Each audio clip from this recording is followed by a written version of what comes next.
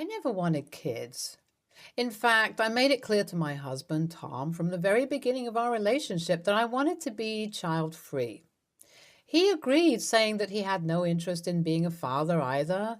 It was one of the things that brought us together and made us feel like we were on the same page. Tom and I have been together for 5 years, and we've always been happy with our decision not to have kids. We enjoy traveling, trying new restaurants, and spending time with our friends. We both have demanding jobs. He's a software developer, and I'm a marketing executive, so we often spend our evenings relaxing at home, watching TV, or reading.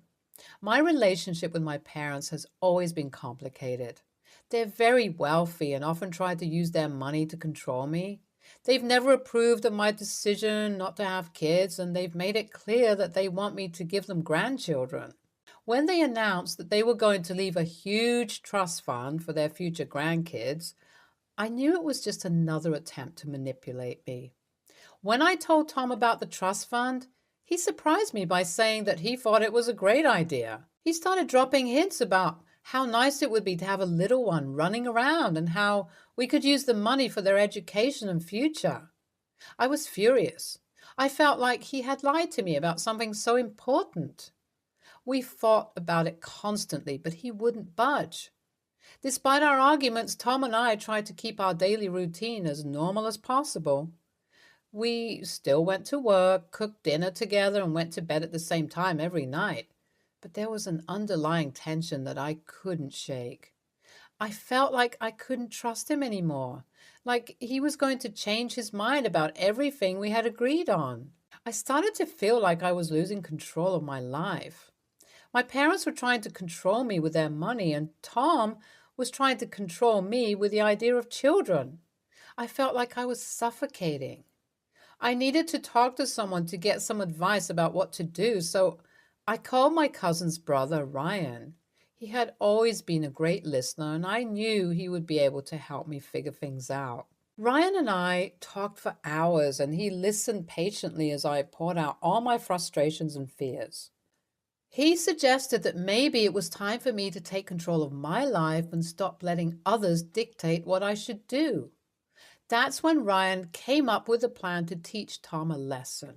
He suggested that I buy a fake baby doll that cried all the time, and we would make Tom think that we had a real baby. It would be hilarious and very real, and we would be able to show Tom what it was really like to have a child. At first, I was hesitant. It seemed like a cruel prank, and I wasn't sure if I wanted to go through with it. But Ryan convinced me that it was just a harmless joke and that it would help Tom see things from a different perspective. So I went online and ordered a realistic looking baby doll that cried and made all the usual baby noises. Ryan helped me set up a schedule, and we planned out the entire prank. I was nervous, but I was also excited to see how it would play out. When the doll arrived, I carefully placed it in the bassinet in our bedroom, making sure it was hidden from view. Ryan came over that evening, and we waited for Tom to come home from work. When Tom walked in the door, I greeted him with a kiss and a smile, trying to act as naturally as possible. We had dinner together, and I could see that Tom was distracted. He kept glancing over at the bassinet, and I could tell that he was curious. Finally, after we had finished eating, Tom couldn't take it any more. "What's in the bassinet?" he asked. I feigned ignorance, acting as though I had no idea what he was talking about. "What bassinet?" I said, trying to suppress a smile. Tom didn't fall for it, though. He got up from the table and walked over to the bassinet. When he saw the baby doll lying there, he froze. "What is this?" he asked, his voice barely above a whisper. I looked at Tom and told him that it was our child. I could see the shock and confusion on his face as he processed what I had just said. It looked eerily realistic, and I started carrying it around with me everywhere I went. I even took it to bed with me at night. At first, Tom thought it was ridiculous. He laughed and made fun of me for carrying around a doll like a child, but then something strange started to happen. He began to treat the doll like it was real. He would coo at it and talk to it, even taking it out for walks in the park. I was shocked. I had never seen him act this way before. It was like he had been transformed into a different person. But at the same time, I felt like I had regained control.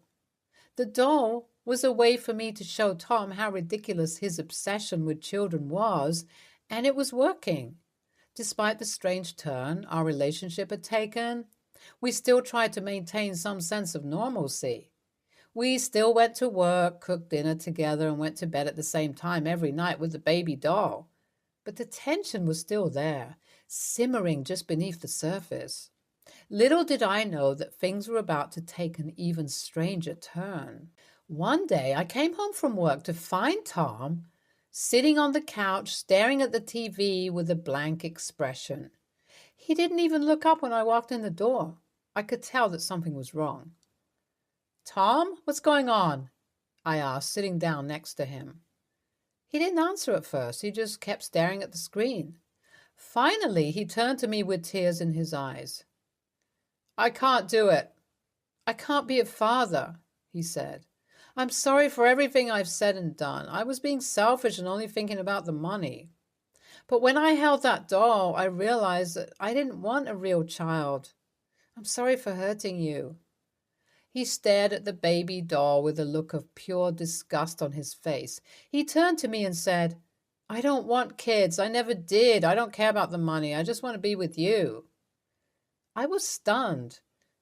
I had never seen Tom cry before, let alone admit that he had been wrong. I didn't know what to say. "It's okay," I finally managed to say. "I understand. We can go back to the way things were before." But things didn't go back to the way they were before. The tension between us had been building for too long, and it was like a dam had finally burst. We argued constantly, fighting about everything from money to our future to the color of the sky. One night, after a particularly bad fight, I found myself sitting alone in our apartment wondering what had gone wrong. I had thought that Tom and I were on the same page about everything, but it turned out that we weren't. I realized then that I had been trying so hard to control everything in my life that I had lost sight of what was really important. I didn't need to have children to be happy, and I didn't need to worry about my parents' money. All I needed was to be true to myself and be with someone who loved and respected me for who I was. The next day, I sat down with Tom and we had a long talk.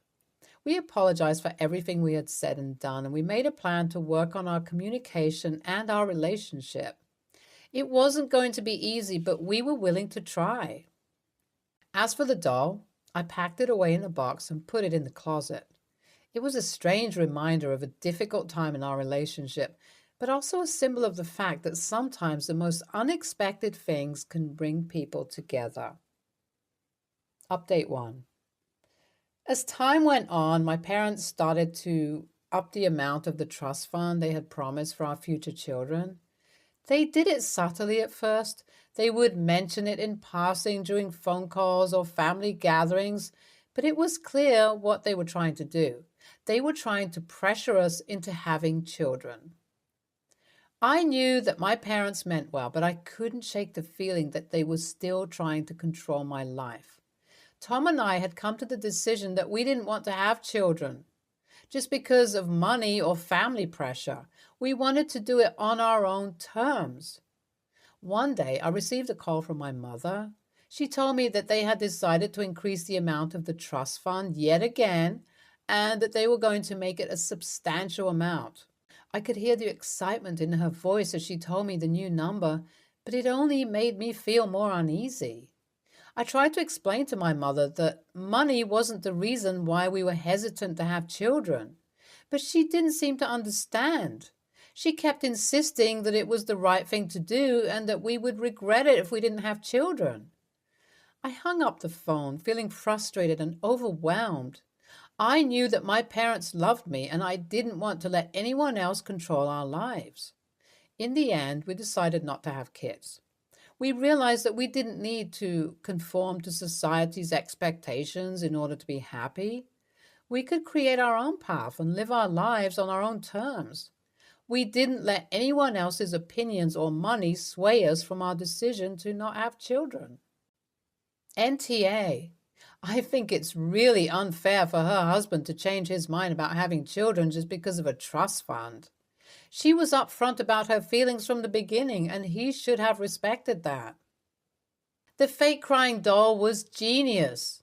It drilled some sense into him about what having a real child is like. Next story. My husband and I haven't been baby-free in months.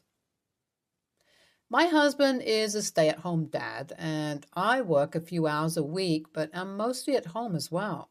Financially, we're stable enough, but not where we could afford daycare or a babysitter. As every parent knows, a break from the baby is much needed every once in a while. He's had a cold, so extra cranky on top of entering typical toddler phases. Between bleeding ears and being touched out, our nerves are shot to say the least. I asked my mom at 11 a.m. if she could please babysit for 4 hours so we could have a break. She said yes. My mom is our only family capable of babysitting within a 2-hour radius. She lives 15 minutes from us. However, despite her constant assurances, she's rarely available. She never says no directly, but will beat around until I say never mind. Yesterday I was desperate, had a migraine, needed to clean, and just needed to be quiet for a bit. She insisted he have a nap first. Logical, agreed. He slept an hour, so I let her know I was coming. She said okay, then called back and said she had to step out and she'd be back in a bit, but I can bring him over because I had a key. I said I'd wait till she got back. That was at 12 p.m. I called at 1 to ask if she was home. She said no. Getting food, I said okay. I'd go in another hour. She said okay. At 2, I let her know I was heading her way. We actually get there at 3, giving her leeway since she hadn't responded. She's still not home. I video chat her. She's at someone's house. I told her if she didn't actually want to babysit, she really could have said that. She says, no, I do. I just hadn't seen her friend all year. So I stopped by to say hi and got caught up talking. I'm coming. So we waited. She shows up at 4:30. I'm upset. Migraine on 100. Baby's extra cranky. Nothing accomplished. I politely let her know the time frame to do what we needed has passed because dinner and bedtime was coming, and I still needed to get groceries, so there was no point in her keeping him. I gathered his stuff to leave while she's sarcastically apologizing for taking too long. She'd already told her husband my son was coming and he wanted to see him when he got off work, just making it seem like it wasn't a big deal. I turned and told her this was a complete waste of the day. I should have never asked her because she's unreliable, even in emergencies, which has happened twice, where she's agreed to babysit, then calls within the hour for me to get him. And I won't ever ask her to babysit again because it's obvious she has no interest in doing so, but would rather lead me on about it than outright say no. She gets offended and starts a tirade, but I'm over it, so I leave. Later, she and her husband messaged me saying I was being harsh and she wants to be part of her grandson's life. I wasn't being fair. I'm wondering if I was being an a-hole because I was upset at that moment. So, am I the a-hole here? Edit.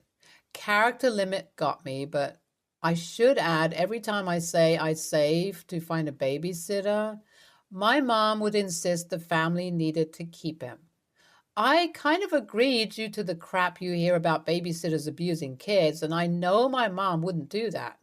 I had money to pay her to keep him, and she knew this. So this isn't a case of I want free babysitting from her. Edit. There's a few people asking about my husband and the work situation. My husband is disabled and he's had recent medical scares, the mentioned emergencies, that would not be good to leave him alone with the baby for a typical full workday. We tag team our son so we get individual mini breaks as needed at home, But there's never not a moment our son is not within our hearing or line of sight, honestly. The bills and household child necessities are covered. My working helps out with that as well. Overall, the reduced hours I work helps my family's needs, but it doesn't constitute being able to do daycare. I don't ask for babysitting often at all because I realize he's ours and we chose to have him and we're happy to raise him. But again, a break every once in a while is needed. I've come to the conclusion we'll save up and try to plan so we won't burn out instead of relying on my mom. Final edit. I truly appreciate the feedback and advice here. I also realize I wrote a lot, so it's understandable there are a few who've missed some points I've addressed while giving me their feedback. I apologize for that confusion.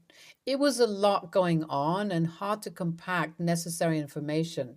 Using the advice given going forward, I know what to expect and what actions I need to take. Again, I really appreciate everyone taking the time to read and comment. NTA. If she has agreed to babysit, then obviously it needs to be done at the time it is useful, not 4.5 hours after the initial agreed time. Also, AITA hates the idea of being able to rely on families, so be prepared for a bunch of people who are just furious at the idea that you'd expect a bit of help on occasion. NTA, you said exactly what I would have said. I'm child-free and typically side with the family in these scenarios, but it's too far to tell someone you'll babysit over and over and then not be there when you say you will. There has to be a point where you decide you can't keep trying.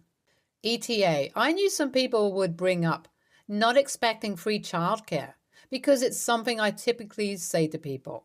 However, I don't see that as an issue. You asked her, didn't demand to expect it, and it doesn't seem to be something you ask of her often.